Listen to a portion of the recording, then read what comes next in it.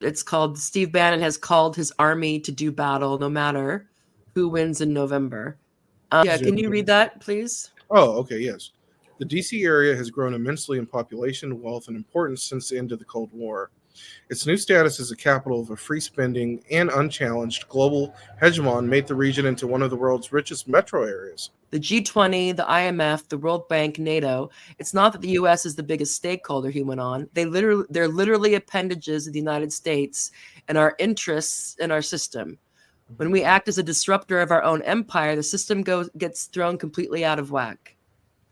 This is what populism, coming from the left or right, really means. It's when voters get to weigh in on subjects that politicians and policy experts like to keep outside the realm of political debate.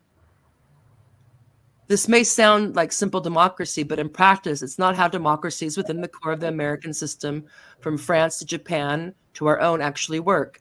The politicians, business titans, and heads of think tanks who set policies for these democracies tend to fear, with some fairness, that if voters get too much of a say on matters of statecraft, read foreign policy, they'll throw whole societies into chaos. And the reason why I wanted to bring that up is because I thought that makes some sense then about why these forces are so organized against Trump, why they work so hard to convince people that Kamala was some sort of angel from heaven. Is because they don't want him to throw any monkey wrench into the works. Fragmenting the alliances. This is the empire part, yeah? It's not that these are international institutions that we're a partner of. They're part of our apparatus.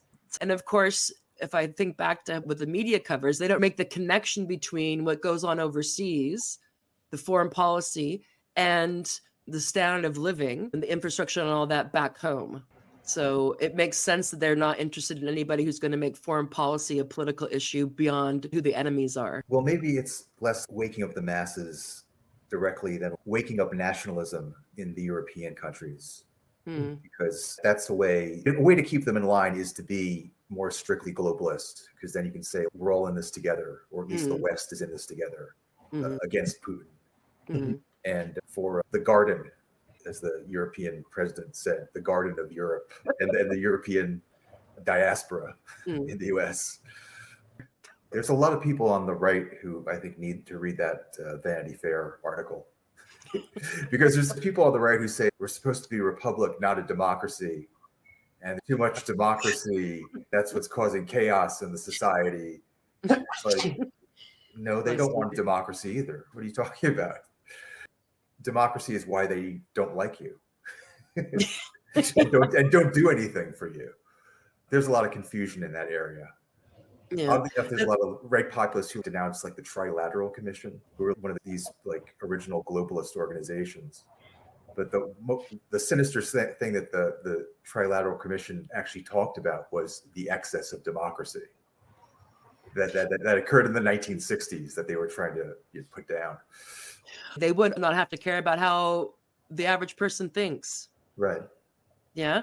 But since we still have this, they have to put time into what the plebs think. Yeah.